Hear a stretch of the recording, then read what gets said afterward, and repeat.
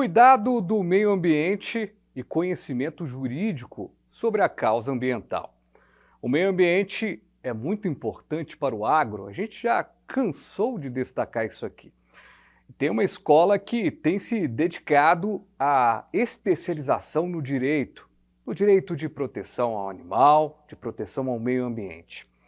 O nosso AgroB entra no ar para falar sobre a importância da especialização no direito, na proteção da vida e também do meio ambiente. O AgroB entra no ar agora.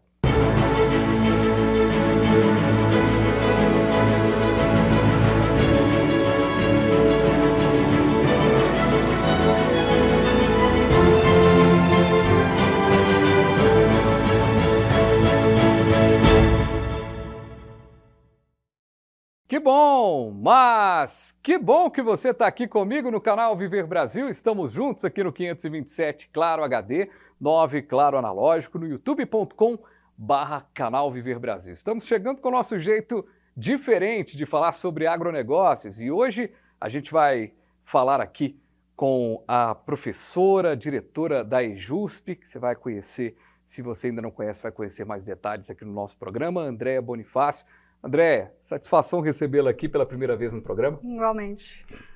Professora, como é que surge a EJUSP? A EJUSP surge no início da pandemia, né, mais ou menos no dia 5 de junho. Começamos bem pequenininhos, com um propósito que até então a gente ainda não tinha visto no mercado, né? Então, o diferencial era justamente trazer para a questão jurídica e de especializações coisas que ainda não tinham no mercado e que a gente percebia que os alunos tinham interesse. Uhum. Né? Então, à medida que a demanda judicial foi chegando, a gente foi percebendo que havia uma lacuna ali, que a gente não tinha profissionais aptos a essa defesa. Então, foi aí que a gente chegou. O que a gente percebe também é que o direito é uma das áreas que mais vai se modificando ao longo da história do Brasil, né? Ou seja, a gente vai tendo novos elementos, novas configurações. Quem é que poderia imaginar há 10 anos que a gente teria um problema ambiental com as barragens, como a gente está tendo agora, que impactam no meio ambiente, impactam na agricultura? Ou seja, essa questão meio dinâmica de tudo é que faz com que especializações sejam necessárias para, de certa forma, preparar esse profissional? Não, com certeza. O direito, a evolução do direito, ele caminha junto com a evolução social, né? Então, à medida que vai chegando demandas da própria sociedade, o direito ele tem que avançar para poder atender. Então, a gente falava antigamente sobre direito ambiental. Aí, poxa, mas o meio ambiente com direito, como assim, né?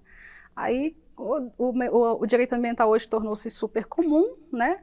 Dele já derivou um braço, que é o direito animal, que agora já vem surgindo como se fosse uma reformulação desse direito ambiental, que é onde a gente chega nos direitos da natureza, que já é uma visão mais protecionista do meio ambiente.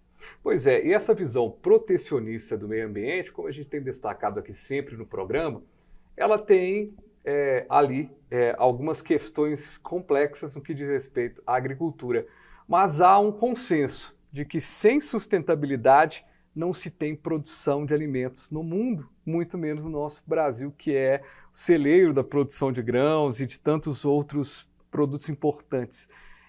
A gente tem no direito uma ferramenta super importante para que esses dois campos de atuação que parecem ser tão distintos sejam tão uniformes? Não, com certeza, quando a gente fala no próprio desenvolvimento sustentável, né? Então a gente trabalha esse direito ecológico, né? Esse novo ethos que a gente fala, trazendo essa perspectiva de precisamos crescer, precisamos desenvolver, sim, mas ao mesmo tempo com uma atenção ao meio ambiente. Por isso que a gente fala, então, um desenvolvimento sustentável. O desenvolvimento sustentável, de alguma forma, o direito, para a gente até explicar aqui para o nosso telespectador que é produtor rural, que está nesse meio da questão da produção agrícola, Há muito tempo ainda se tem aquela coisa do ambientalista ser um entrave das questões todas. A gente tem colocado aqui no programa, sempre que possível, a gente tem destacado e colocado que, pelo menos é a visão que a gente tem aqui no programa, é que o problema do defensivo agrícola, ele não é necessariamente um vilão. A dose desse defensivo é que passa a ser um problema, mas se a gente não tem o defensivo agrícola, a gente não tem a produção que a gente precisa entregar. E aí vai uma outra discussão sobre o que a gente produz de alimentação, para dentro, para fora do mundo, para a alimentação do gado na China se usa a nossa soja, aí é uma outra divagação. Mas falando da questão da alimentação, qual que é a visão hoje do direito no que diz respeito a isso?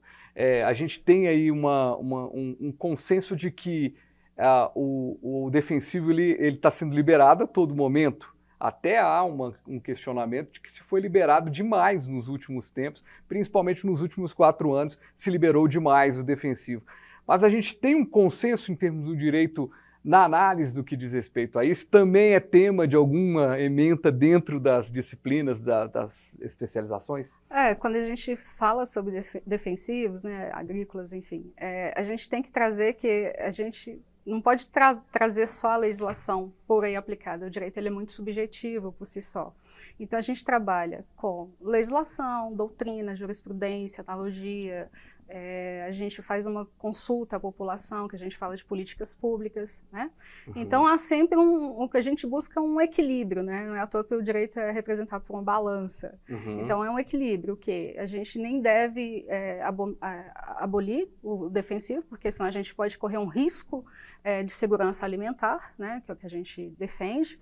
E, ao mesmo tempo, a gente também não precisa abusar, como se diz, é a mesma coisa que ocorre com a mineração, digamos assim. Uhum. O meio ambiente, ele está ali, ele é um bem ambiental, né? Então, ele é para ser consumido, mas como se diz assim, até um certo limite, né? Uhum. Então, assim, o consumismo exagerado é o que prejudica a todos, né? Porque a gente tem que lembrar que o meio ambiente também é a nossa casa, uhum. Né? Então, a gente tem que usufruir, mas com uma certa segurança. Então, por isso, a gente impõe limites. Isso, legislação, enfim, sempre tem, né? Por exemplo, assim, que uhum. vai, né, para casa, para ser discutida, projeto de lei, tudo. Uhum. Mas legislação implícita não tem. Então, uhum.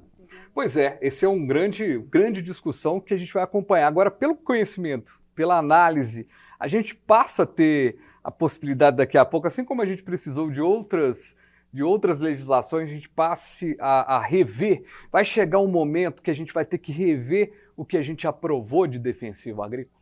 Com certeza, com certeza. A mesma coisa aconteceu com a inteligência artificial, né?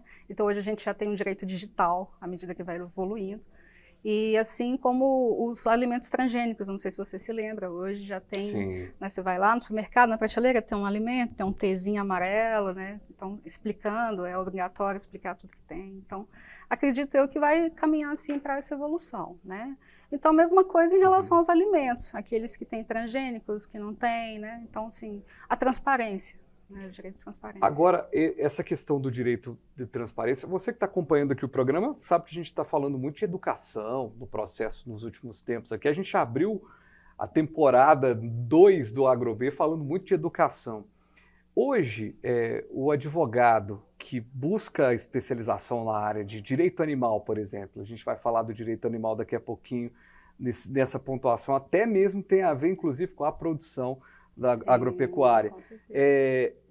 A pessoa que busca se especializar, ela tá nichada naquela área, ela está buscando entrar nessa área do agro e do meio ambiente. Qual que é o perfil desse aluno hoje que busca, por exemplo, uma pós-graduação em direito animal?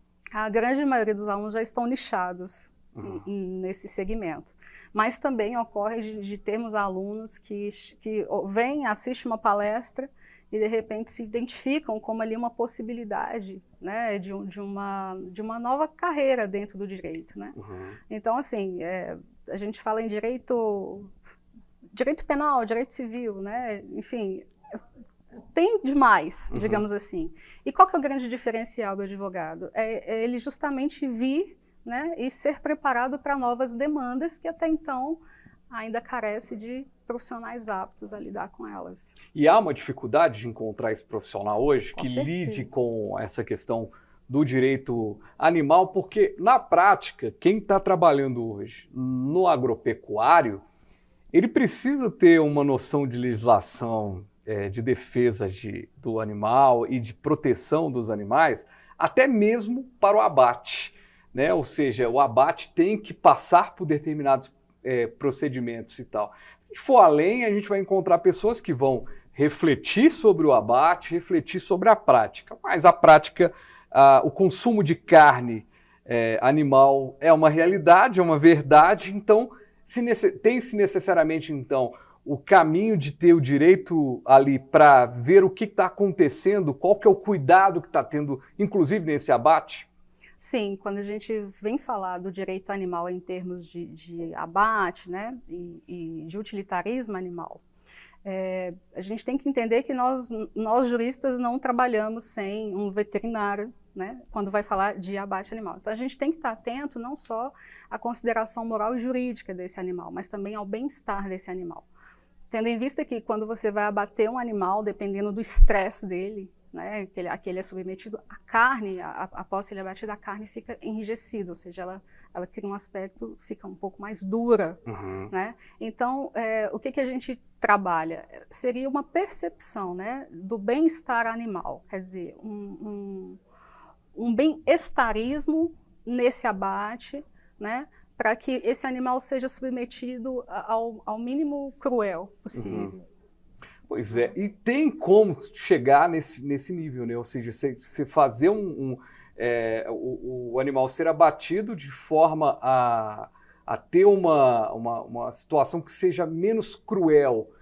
Agora, o Brasil é muito grande, né? O Brasil é imenso e desmedido. É difícil colocar isso para acontecer em termos de leis, né? Se a gente tem dificuldade... tem um amigo meu que fala, né, o Brasil é muito bom de fazer leis, mas é difícil às vezes de fazer cumpri-las. A gente tem a lei do antifumo, mas uma pessoa pega um cigarro e começa a fumar do seu lado. Ou seja, como é que a gente faz com que o direito tenha esse poder de decisão? Vai pelo próprio mercado? O próprio mercado começa a ter uma definição. É a mesma coisa quando acontece de uma profissão perder a regulamentação, né? O próprio mercado ajeita, com o jornalismo é assim, inclusive. Teve tempo que o nosso diploma de jornalismo não tinha mais valia, voltou, mas isso não faz diferença nenhuma, porque quem não tem informação está fora do mercado e ponto final. É mais ou menos isso? A gente faz uma explicação, uma pontuação de, uma vez que as empresas sérias vão cumprindo determinados direitos, ela faz com que toda a camada cumpra também? Sim, tendo em vista que a gente também tem abatedouros clandestinos, né?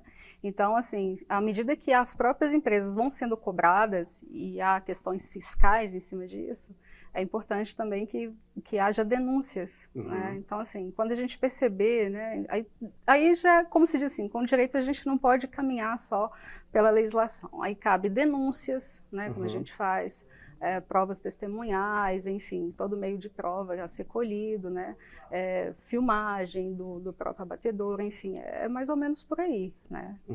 É necessário sempre estar a própria população fiscalizando, porque é muito difícil. O Brasil, como você falou, é muito grande, então fica difícil.